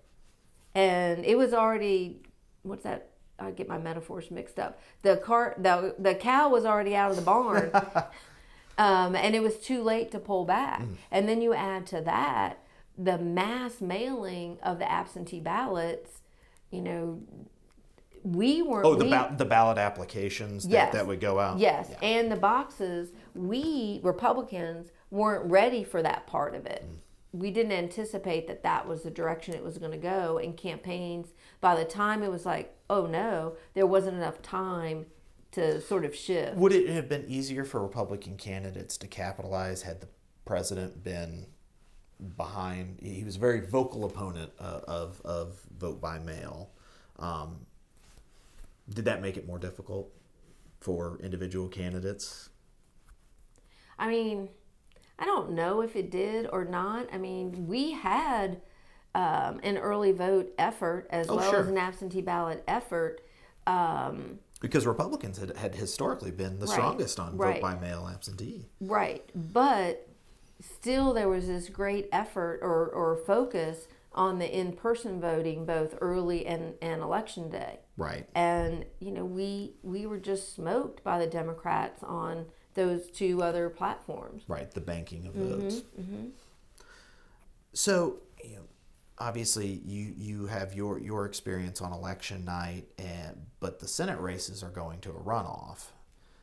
What was the bigger surprise, that President Biden was able to win Georgia, or that the Democrats were able to win both runoff Senate races? I know my answer, but I'd like to hear yours.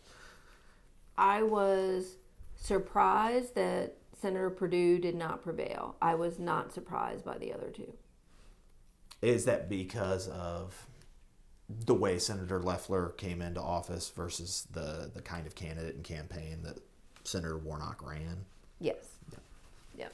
And I mean, you could see, I was shocked. Let me say, I was a little shocked about the numbers for President Trump.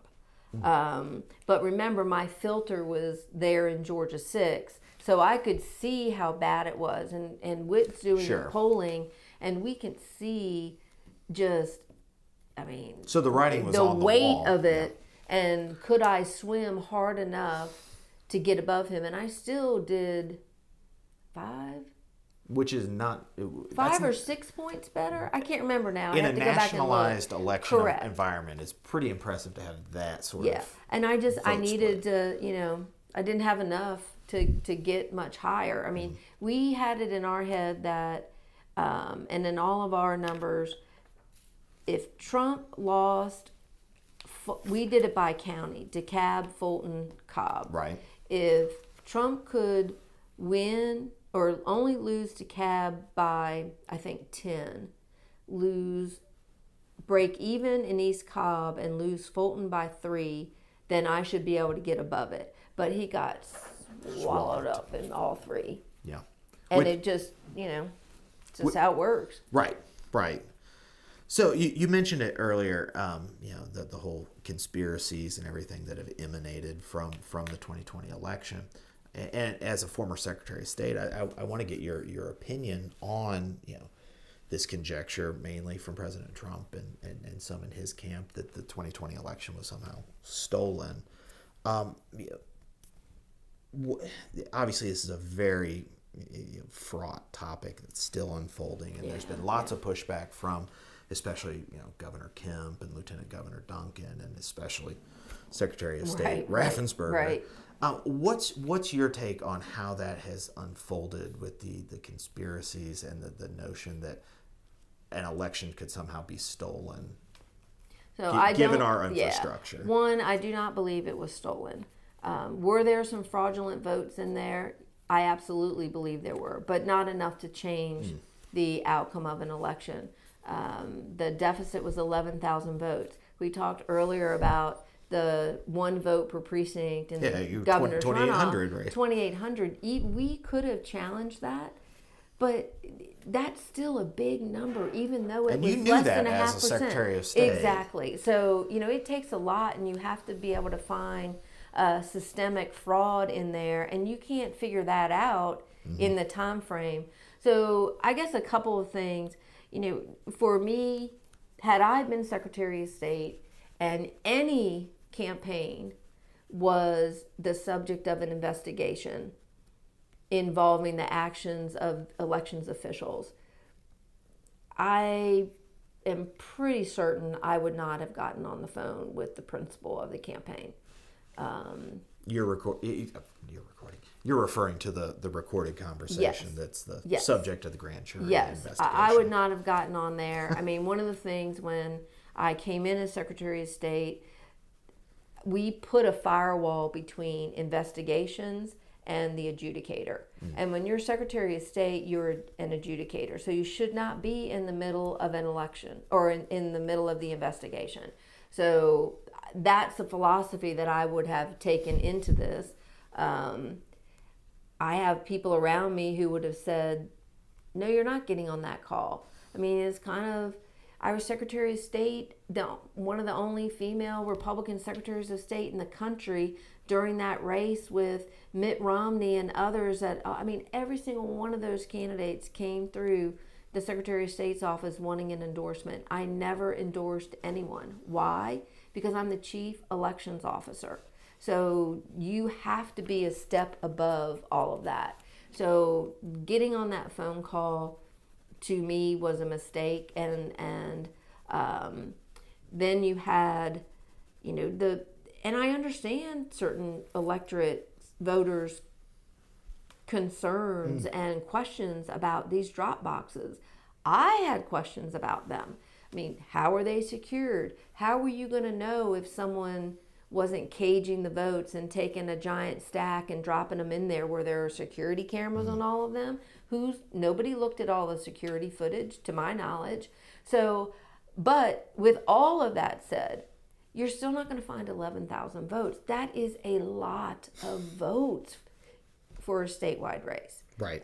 If it were 5, 25, even 100, that would be different. But it was 11,000.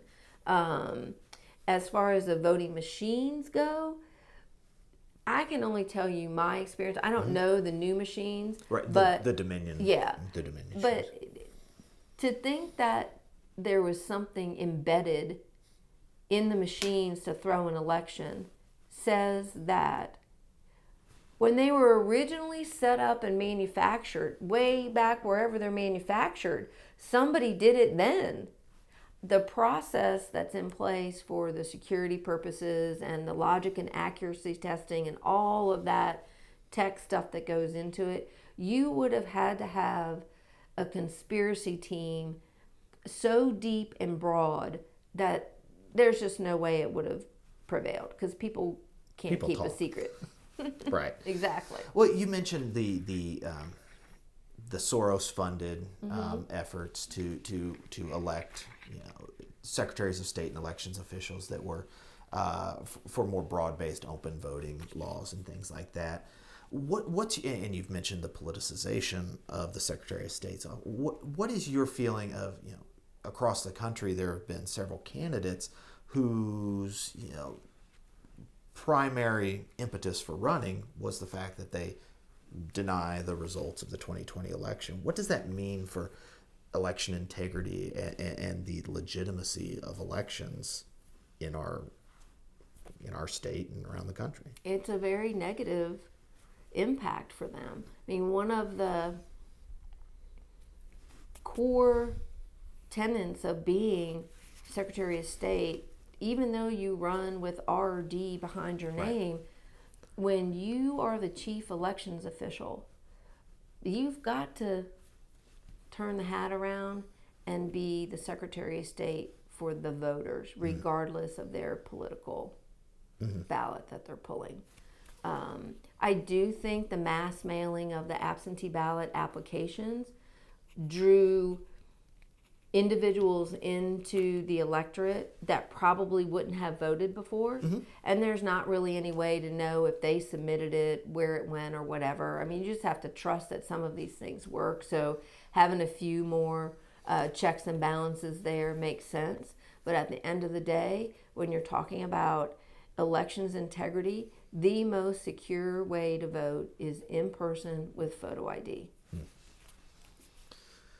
Well, here we are in Carroll County. You're getting back to your roots at the Chamber of Commerce. Economic development, economic growth is a pivot away from elections and politics a little bit, but I don't know if economic development's ever removed from politics in Georgia or elsewhere. Probably not. Probably not too much. But what convinced you to pull up stakes from Fulton County and move out to the Wild West here in West Georgia? It was so interesting. Again, I'll just say, for probably the 10th time in this interview, I have been so fortunate and blessed with my career. I knew I was turning the page from politics, so I called a guy. I wouldn't call us friends, but he's a search consultant, and I said, "Hey, can I just come and take you to lunch? Will you look at my resume?" Because I was smart enough to know I couldn't lead with, "Woo, I'm a former member of Congress, hire me," and I needed to make sure my resume was appropriately tempered. And he looked at it, and everything was good. We tweaked a little bit, and he said, "Hey, have you ever thought about moving to Carroll County?" I said, "Yeah, no." Hadn't crossed your mind, huh? He goes, "Well, would you even consider it?" I said, "It just depends on the opportunity." And he told me about this role, and Steve and I actually have some friends out here already. Steve Adams with West Georgia Ambulance. I knew him from Fulton County. Loy Howard from Tanner. I'd met him a few times, and just the campaign trail obviously brought me out here. So I talked to Steve, and just as we talked about, North Fulton has changed. It's, really very developed, and our neighborhood had changed. Even, demographically, a lot of our friends had moved, and, the whole neighborhood had just about turned over. So we were like, well, maybe this is a good time to just make a real change. And we love the people out here. We love the community. It's a great opportunity to be part of a region of the state, which, if you really think about it, is where the next wave of growth is going to come. And how do we do it right and best to really maintain what's so special about here? People are so nice out here. It's so awesome. And you have small town feel, but yet you've got all the big city things you could want within less than an hour from here. Right. So it's great. We love it. I'm convinced. No, so tell me, what are the challenges and opportunities here for Carroll County? You've mentioned the small town, and it's really keeping that small town charm that people who live here really treasure, while making sure we continue to have economic vibrancy. And the growth is coming. I mean, I haven't been to Carroll County in 4 years. I came out here to visit January, February 2018, and just driving in, I was like, I don't remember all of this. Yep. And I mean, we're very lucky out here. We have just a tremendous base of existing industry. I mean, people don't realize the diversity and depth of our businesses out here. Carrollton, Carroll County is Southwire, period, in the paragraph, right? Right. We have Dytech, Yachtio. They make the fuel tanks and sunroofs for any number of automobile companies. We have an aviation manufacturer. We have Superior Recreation, which does playground stuff. We've got a company in Villa Rica that does not only aviation but spaceship parts. Flex TC, which does all the big tents at the Masters and all of that. Oh, wow. They're here. Companies you've never heard of, Mullins Mechanical, but yet a sleepy little welding company, growing like crazy, helped build Wolf Creek Lodge, a Keurig plant, the Volvo plant. And it just goes on. And then you have legacy companies that are in their third generation, not just Southwire, but SMI and Tysinger Vance. So there's just a lot for us to really communicate out, and it's going to be a real asset for us as we move. We're doing a study actually with UGA on our workforce labor shed to get a sense of that, so we know what we have, who we need to recruit, and how to recruit them.